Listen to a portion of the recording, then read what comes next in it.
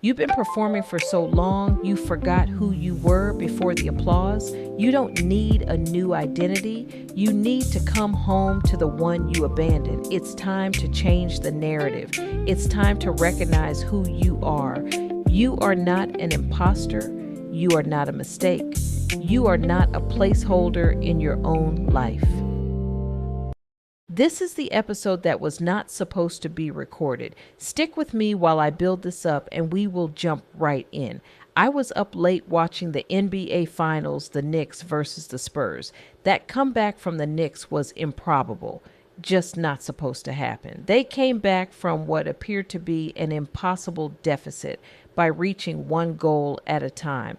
In my opinion, there were two turning points in that game. But I am going to focus on one of those turning points that I can relate to.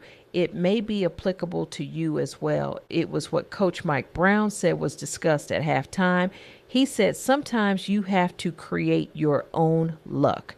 And so the Knicks, just one play at a time, started to create their own luck down to the last second. This mission that I am on with the imposter phenomenon, I only look across all spectrums where the imposter phenomenon appears to just reach one person that day. That's it, just one person, no more, no less, to get them to understand there is no such thing as imposter syndrome. You are not sick. You see, the word syndrome was inserted to gaslight you and really to monetize the words imposter syndrome. You have to go back and immerse yourself in the study from the 1970s to figure this out. So that's all I look for is one view or one like for that day, and my job is done and on to the next. And on the days where I don't feel like producing content, it's a reminder I have to create my own luck to reach that one person. So let's jump in for today's episode, which ironically is about self-doubt. Self-doubt doesn't scream, it erodes. It convinces you to shrink, to perform, to abandon yourself in the name of approval. This episode exposes how imposter feelings are not flaws, but conditioned responses rooted in early self-betrayal. If you're ready to stop performing and start belonging to yourself, this conversation will shift you. Self-abandonment is a habit, and habits can be broken. You don't wake up one day with imposter feelings. They don't appear out of nowhere, and they're not evidence that something is wrong with you.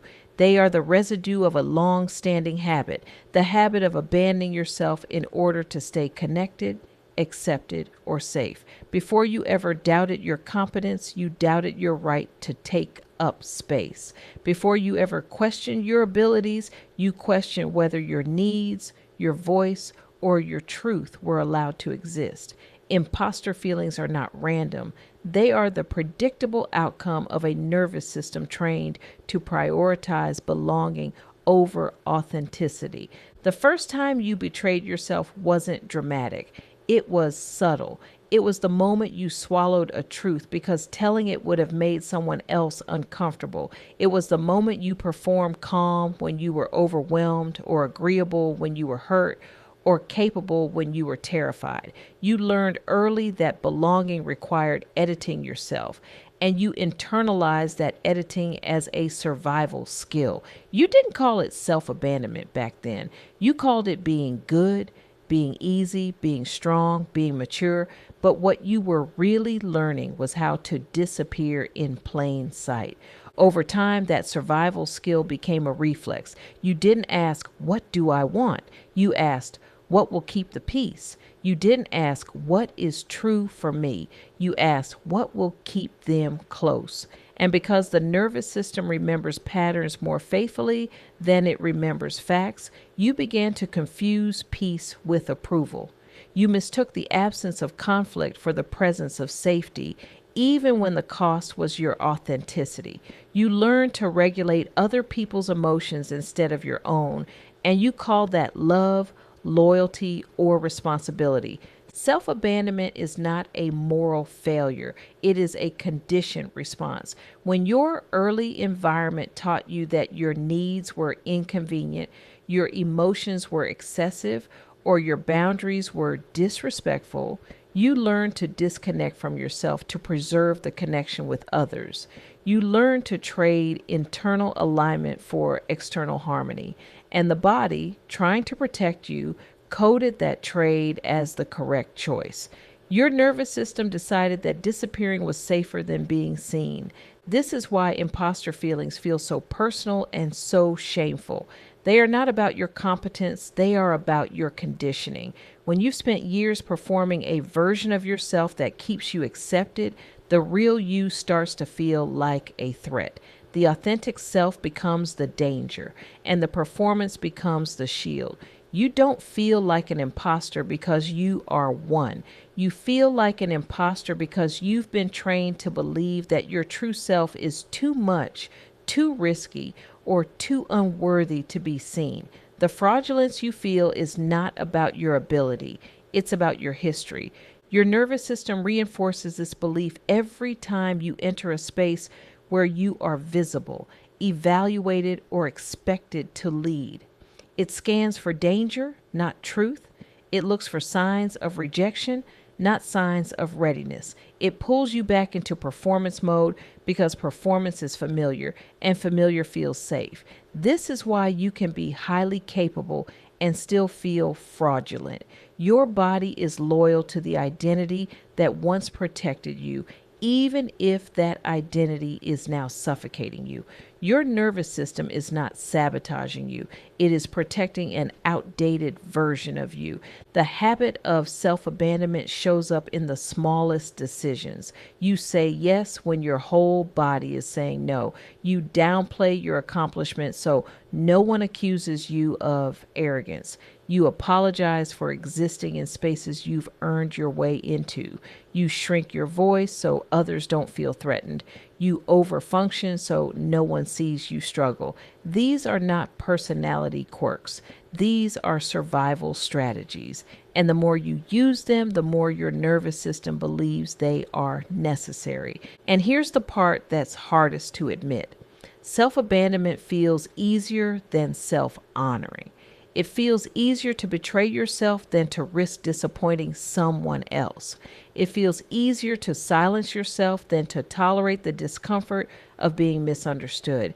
It feels easier to perform competence than to reveal vulnerability. But every time you choose the easier path, you reinforce the belief that your truth is dangerous. You reinforce the belief that you must earn your right to exist. The shift begins when you stop asking, how do I avoid rejection? And start asking, what would it look like to stay with myself?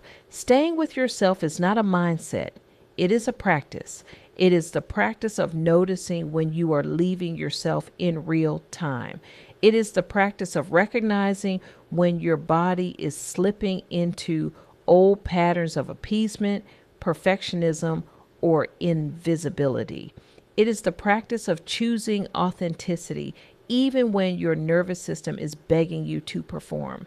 It is the practice of tolerating the discomfort of being real. This shift requires confronting the identity you built for survival.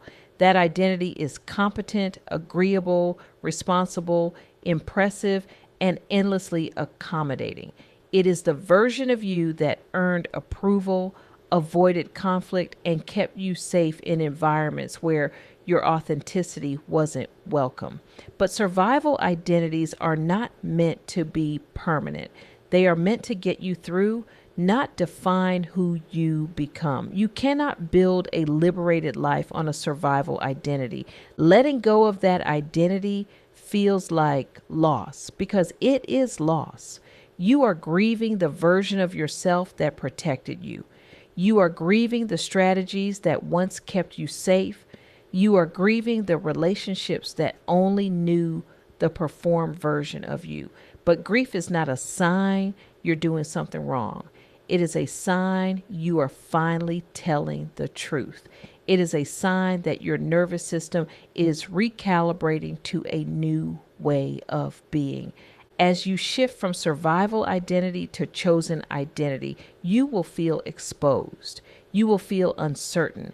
You will feel like you're doing something dangerous. That is your nervous system recalibrating, not your intuition warning you. The danger is not in being yourself. The danger is in continuing to abandon yourself and calling it humility, responsibility, or strength. The danger is in mistaking self-erasure for emotional maturity. Your chosen identity is not built on fear. It is built on self-trust. It is built on the belief that your needs are valid, your voice is necessary, and your presence is not a burden. It is built on the understanding that authenticity is not a threat to connection. It is the foundation of it. When you choose yourself, you are not rejecting others. You are rejecting the version of yourself that required self-betrayal to belong. You are choosing a life where you no longer negotiate your worth. The habit of self-abandonment breaks the moment you decide that staying with yourself is more important than being approved of. It breaks when you choose discomfort over dishonesty. It breaks when you stop negotiating your worth and start honoring your truth.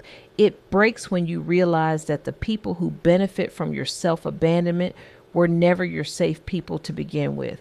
It breaks when you stop performing and start belonging to yourself. Imposter feelings lose their power when you stop outsourcing your worth, when you stop treating your authenticity like a liability, when you stop confusing survival with identity. You are not here to maintain the version of you that kept you safe. You are here to become the version of you that sets you free. And freedom requires presence. Freedom requires truth. Freedom requires choosing yourself, even when your voice shakes.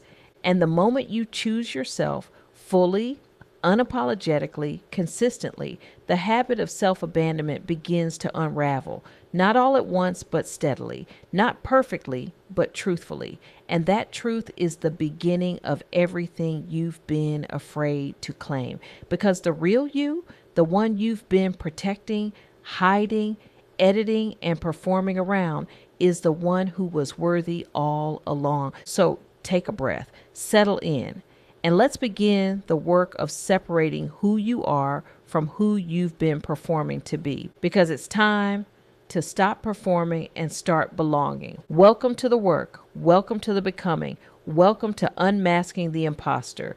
Thank you for listening to the Impostor Phenomenon podcast. If today's episode opens something in you, share it with someone who needs this conversation too. Make sure you're subscribed so you never miss an episode.